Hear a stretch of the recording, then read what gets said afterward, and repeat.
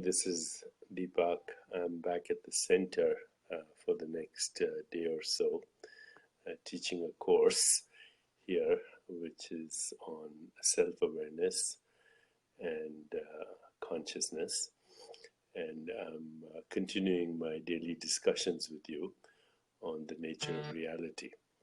And so I, of course, asked Aurora to monitor the questions that are coming on the new website, which is discoveringyourcosmicself.com. And this is a discussion on the book, You Are the Universe, Discovering Your Cosmic Self and Why It Matters. So there are two questions today. The first question is, you write if you hold a loaf of bread in your hand and ask, what is it made of? The answer physics gives today is nothing. But we have lots of good ideas about nothing. What is the loaf of bread made of in your view? What is the loaf of bread made of in your view? And then there's a question from Robin P., who asked, I just heard Deepak's Facebook live talk about how the senses are our way of tapping into the field of awareness. Beyond the five senses, is there an experience of knowing? Perhaps intuition is another word for this. But is there also a knowing at the level of the collective? Okay, so these are two really important questions, and I will do my best to answer them. Okay, so let's look at the loaf of bread first that you may be holding in your hands and ask the question, what is this loaf of bread made of? But let's add another question too. What are the hands that are holding the loaf of bread also made of? So modern science would tell us that the loaf of bread is made up of atoms, and the atoms are made up of particles that are moving at lightning speeds around huge empty spaces. The atoms that make up the loaf of bread, mostly carbon, hydrogen, oxygen, nitrogen, and others, if there are especially nutrients added to it, then the bread is made up of atoms. The atoms are subatomic particles moving at lightning speeds around huge empty spaces. And the particles themselves are not material objects until measured. They are waves of probability in a mathematical space called Hilbert space, which is an unseen space of possibilities. Now we can give lots of names to this. Quantum vacuum, Professor Wilczek at the Frank Wilczek at MIT calls it the grid, whatever. Okay, but the piece of bread ultimately is made of nothing. So is your hand, it's made of nothing. So is your body, it's made of nothing. And so is anything you can think of, made of nothing, including stars and galaxies and nebulae, and all of that are actually made of nothing. So this is a nice objective description of what is anything made of. Anything and everything is made of nothing. So, of course, I've asked in the past, what is this nothingness from where everything comes? Is it just an empty void, or could it be the womb of creation? Is it possible that nature goes to the same place to create a galaxy of stars, or a cluster of nebulas, or a rainforest, or a body, or a mosquito, or maybe a thought, maybe a perception, maybe a sensation, maybe a feeling, maybe everything comes from nothing. So now look at the piece of bread from another point of view, not the traditional scientific point of view. Okay, so let's examine the experience of what we call bread.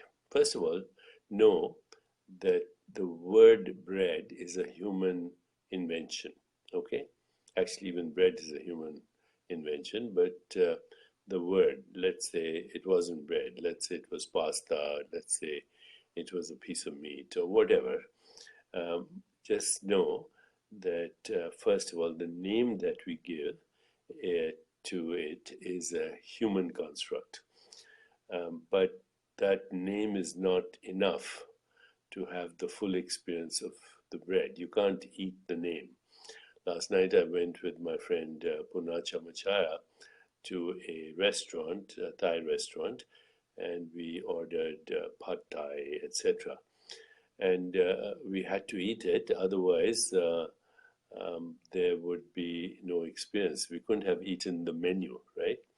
You can't eat the menu to have the good, full experience.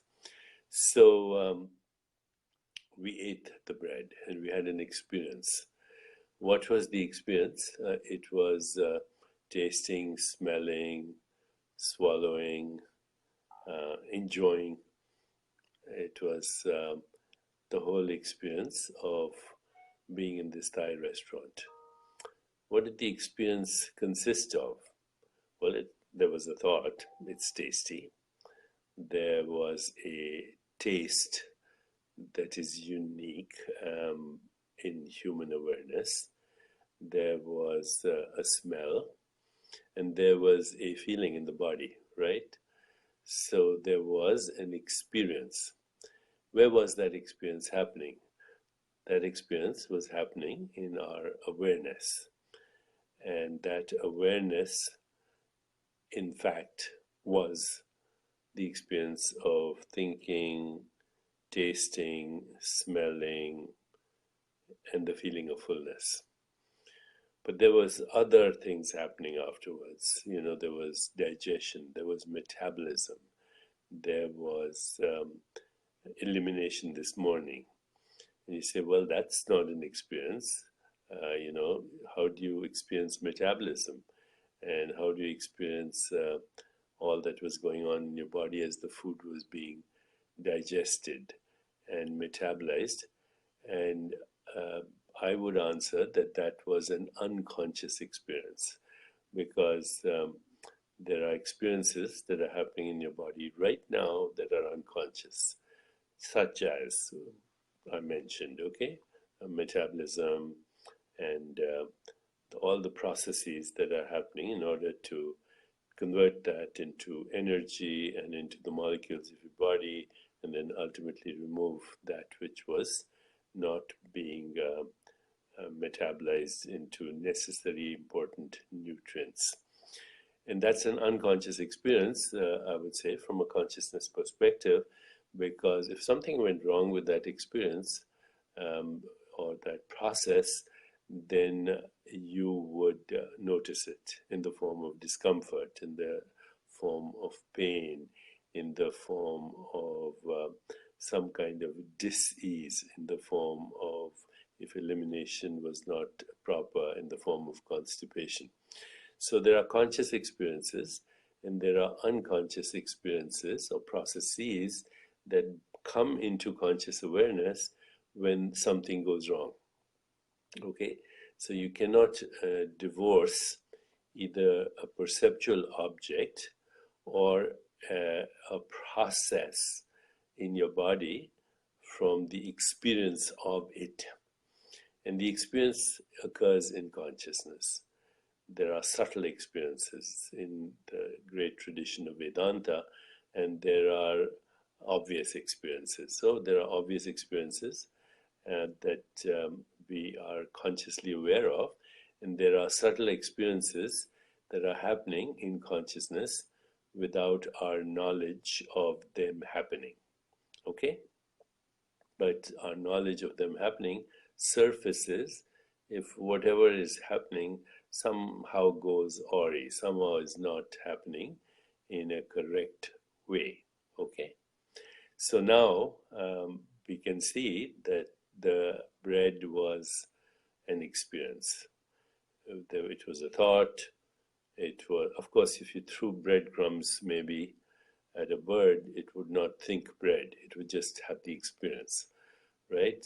But human beings, we have created constructs, and as a result of those creating those constructs, we have created science, technology. We have created factories where we can make bread and sell it and produce commerce and create money and so on and so forth. But you cannot separate any object from the experience of that object. And the experience is happening as in consciousness, for lack of a better word, awareness. Okay, now ask ourselves, what is a thought made of? And the answer is, a thought is also made of nothing. And in this case, we call that formless nothingness awareness. No form, no location in space-time, but it modifies itself into a thought. But then, actually, it also modifies itself into a sensation. It also modifies itself into perceptions such as sound, taste, sight, smell. These are modified forms of awareness, because without seeing, there is no experience of a perceptual object supposedly out there, or this, okay? Seeing is an activity of awareness. So is sound an activity of awareness. So sound, taste, sight, smell, these are activities of awareness. They are modified forms of awareness itself. And what is awareness made of? Nothing. Formless. It's what we call formless being. So, what place do we get to, either objectively or subjectively? Okay, where we get to subjectively is nothingness, and where we get to is also nothingness. So then what are feelings made of? People are asking right here about feelings, and feelings like love, compassion, joy, equanimity, anger, hostility, guilt, shame. They're also modifications of awareness, of consciousness. So there is nothing that we can think of, conceptualize, or imagine that is not a product of awareness, that is not a product of consciousness. Consciousness is all there is. And what is consciousness? It's you. It is you that makes it possible to have an experience of sensations, images, feelings, thoughts, and perceptions. That's the essence of being. That's the essence of being. So that's what I mean when I say you are the universe, I am the universe. All this is that. That's the meaning of the word, Sanskrit phrase, Tattvam Asi. Tattvam Asi. Tattvam Asi. You are that. I am that. All this is that. And that alone is. That's also the meaning of the expression Aham Brahmasmi. I am the universe. You are the universe. But you and I, not as a body-mind, because the body-mind is also an experience in the same awareness. The awareness in which I experience this body-mind, the awareness in which I experience this book, the awareness in which I experience you, and the awareness in which I experience that whole universe is the same awareness in which you are having those experiences. Because there's only one awareness that interacts with its own self and then organizes itself into, or differentiates itself into innumerable knowers, modes of knowing, and objects known, all within itself. Only one awareness that self-organizes itself into innumerable seers, processes of seeing, species-specific, and objects known. Seer, seeing, scenery. Knower, knowing, knowledge. Okay?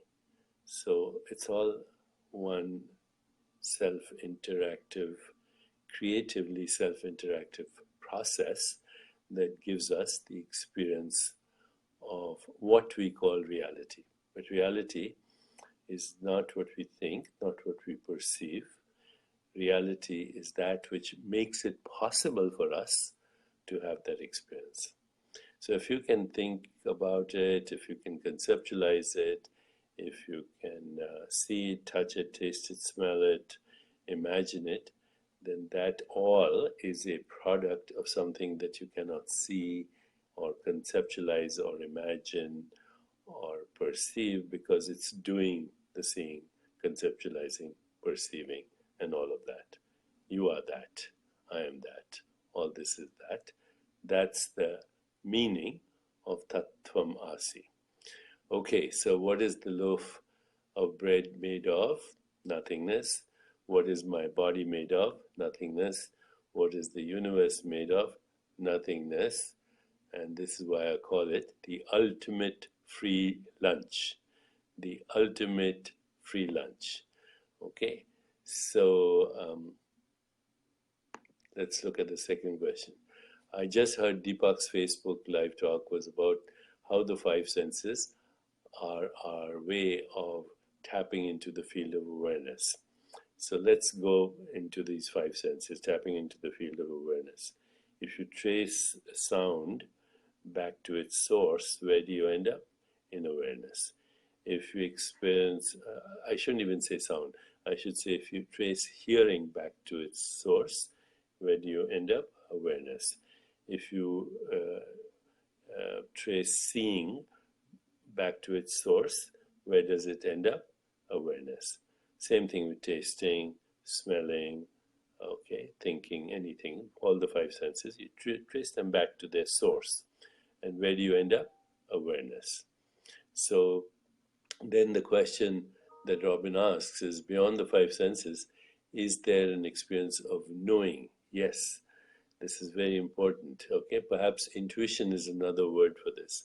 Yeah, one of the words, but in every experience, there's an element of knowing. Okay, in fact, that's one of the best definitions of awareness. Awareness is the subjective element of knowing in every experience. Okay, once again, awareness is the subjective element of knowing in every experience. So intuition, creativity, all these are expressions of knowing. But then Robin asks, but is there also a knowing at the level of the collective? Well, I would say the level of the collective can get very confused, because people have different elements of knowing and interpretations of knowing. So the collective, of course, is our projection, but the collective in turn feeds back on us and influences us as well. Right now, the election results is the result of the collective projection, and then, of course, if we were not in alignment with that collective projection, then it influences us in a certain way, sometimes causing distress even. But if the collective expression is feeding back in a way that's alignment with our own thinking, then it feels good, it feels comfortable. Okay, so I think I've answered both questions. What is the universe made of? The ultimate free lunch. and Robin's questions, which is about the five senses and all elements of knowing. If you trace them back to their source, you end up with awareness. Anyway, why is this important? I think this is important if you want to know your true identity. Your true identity is not a skin encapsulated ego squeezed into the volume of a body and the span of a lifetime. Because if you confuse yourself with your self-image, if you confuse yourself with your body, if you confuse yourself with experiences that last only a fragment in time, then you will live in anxiety, you will live in fear, you will live in hostility, and all the negative emotions that we have come from not knowing the self. The key to knowing everything, including the whole cosmos, and the key to knowing others, whether they are in your kind of camp or they're not in your camp, whether they agree with you or they don't agree with you, the key to knowing everything, including the whole cosmos, is to know yourself. If you don't know yourself, you will know no one else and nothing else, because all knowing starts with the self. Also, this is a key to actually experiencing the loss of the fear of death, because death happens to a fragmentary experience. Even the physical body is constantly changing in the span of cosmic time. It's not even a blink of an eye. So the key to going beyond the constructs of death and birth is to know yourself. These are constructs. Know yourself, understand that the world is a projection of yourself. Number one, know yourself. Number two, understand that the world is a projection of yourself. Number three, understand the essential nature of everything in existence is egoless. Number four, understand that you were never born. The real you was never born and therefore is not subject to death. And finally, number five, understand that if it's an experience, if it's something you can touch or taste or sight, smell or think about or imagine, it's a fragmentary moment of activity in awareness. The real you is formless. Tagore, the great Indian poet, said, "In this playhouse of infinite forms, I caught sight of that which is formless, and so my life is blessed." My life is blessed. I hope your life is blessed as well, and it can be blessed.